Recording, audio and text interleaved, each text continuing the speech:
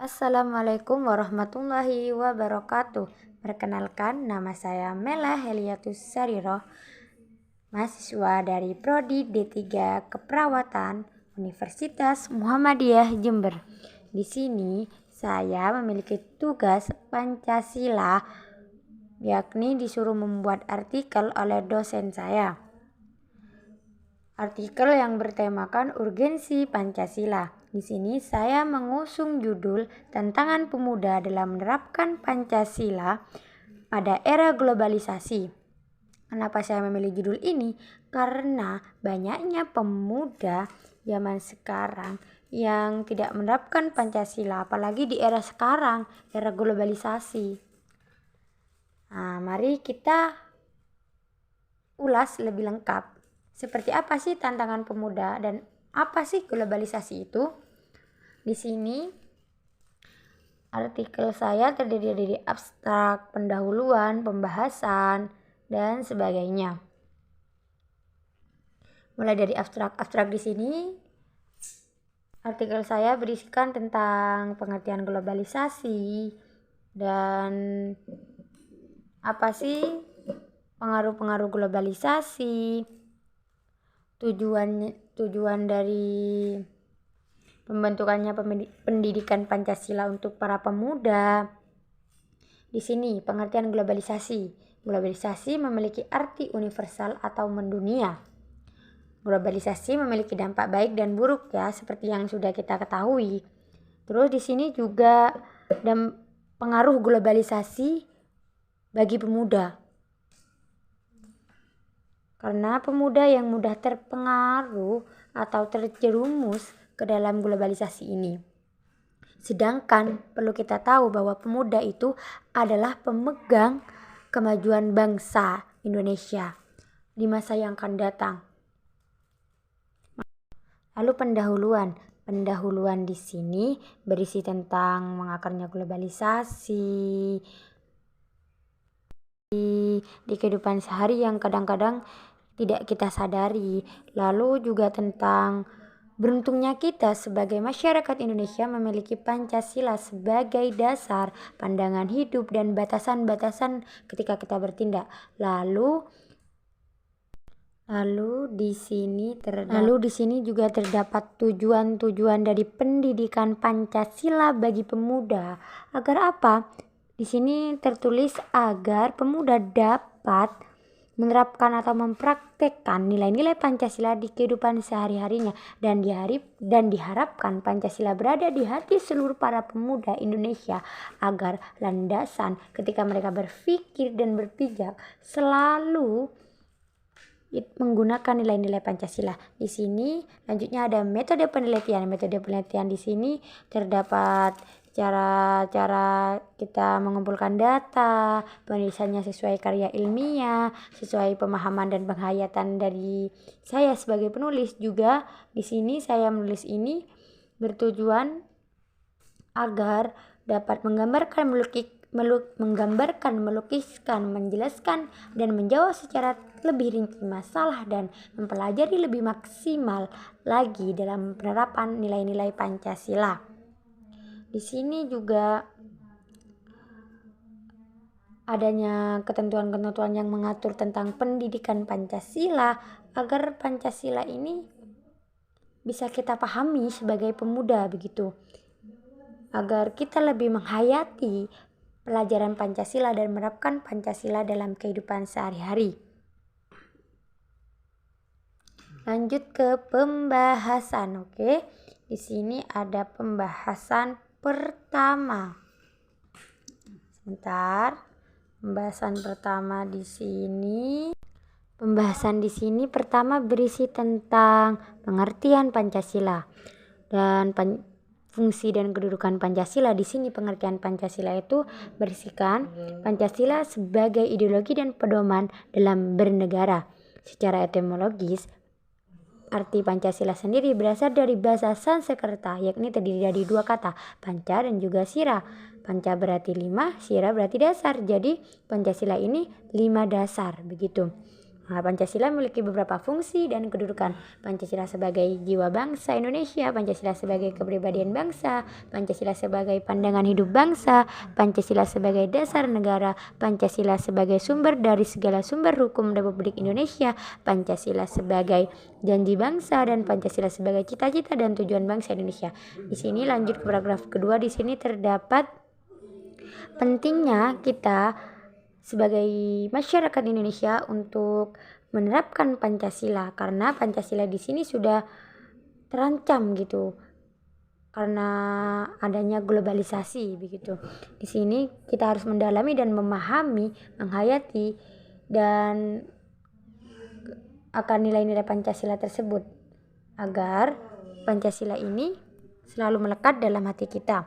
Lalu di paragraf ketiga di sini menjelaskan tentang sangat disayangkannya pemuda Indonesia sekarang sudah banyak yang tidak menerapkan nilai-nilai Pancasila, bahkan mereka acuh tak acuh terhadap nilai-nilai Pancasila. Tak heran sih, karena di sini juga di era globalisasi seperti sekarang ini. Tapi ketika di sini juga ada manfaat-manfaat dari globalisasi sendiri. Ketika globalisasi ini dikelola dengan baik gitu. Tapi kita kan di sini globalisasi sering digunakan ke hal-hal yang tidak baik karena kurangnya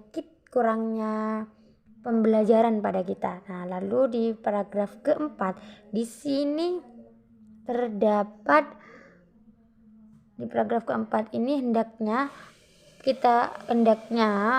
pemerintah Indonesia itu memajukan pendidikan Pancasila begitu, agar pemuda-pemuda ini dapat menjadi pemuda yang dicita-citakan bangsa Indonesia begitu. Dan juga agar pemuda itu selalu berpikir nasionalisme, agar pemuda itu memiliki pikiran yang kritis, dan pemuda itu karena pemuda berpengaruh besar untuk membangun kemajuan bangsa di masa yang mendatang. Lalu di paragraf 4 ini juga terdapat pentingnya pendidikan Pancasila karena sudah ditetapkan pada UUD nomor 20 tahun 2003 yang menetapkan kurikulum pendidikan tinggi wajib memuat pendidikan kewarganegaraan. Juga berdasarkan surat edaran Dirjen Dikti nomor 23293 DT 2009 yang menegaskan bahwa pendidikan Pancasila atau nasional berfungsi mengembangkan dan membentuk watak serta peradaban bangsa yang bermartabat dalam rangka mencerdaskan kehidupan bangsa dan pendidikan. Dan ini merupakan alternatif terbaik dalam rangka melakukan sosial secara damai. Ini merupakan salah satu solusi yang dilakukan oleh pemerintah dalam menjaga nilai-nilai Pancasila. Dan agar pendidikan Pancasila lebih memberikan kesan dan mencapai sasaran sesuai dengan visi dan misi pendidikan Pancasila di perguruan tinggi. Jadi Pancasila harus lebih dioptimalkan lagi agar para pemuda itu nantinya lebih semangat untuk belajar Pancasila. Lalu di sini di paragraf kelima terdapat beberapa penunjang dalam pendidikan Pancasila. Dan lanjut di paragraf ke-6 ini terdapat survei saya terhadap beberapa pelajar tentang apa sih tantangan pelajar menerapkan nilai-nilai Pancasila di era globalisasi. Dari responden 1 mengatakan tantangannya itu terpengaruh oleh pemikiran yang tidak sesuai dengan kepribadian bangsa, sehingga penerapan Pancasila mulai mengalami pergeseran. Yang responden 2 mengatakan sudah mulai mengikuti tren terkini yang tidak sesuai dengan kepribadian bangsa, yang membuat nilai-nilai yang terkandung luntur. Lalu responden 3 mengatakan cara memilih lingkungan, karena lingkungan sangat terpengaruh terhadap kesadaran pelajar dalam menerapkan nilai Pancasila. Lalu responden 4 mengatakan kurangnya kesadaran dalam diri. Responden 5 mengatakan kebebasan hidup karena jauh dari orang tua.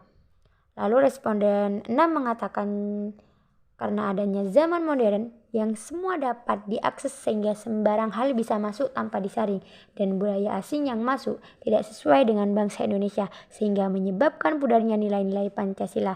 Dari pendapat beberapa sumber di atas dapat disimpulkan bahwa pentingnya pendidikan Pancasila bagi pemuda agar tidak mudah terpengaruh ke hal-hal negatif sehingga nantinya para pemuda dapat membawa bangsa Indonesia di kehidupan mendatang dengan keadaan yang lebih maju. Pendidikan Pancasila ini bertujuan untuk nantinya pemuda dapat menguasai kemampuan berpikir, bersikap, berpandang luas sebagai manusia intelektual, sehingga diharapkan dapat berkompetisi sebagai berikut.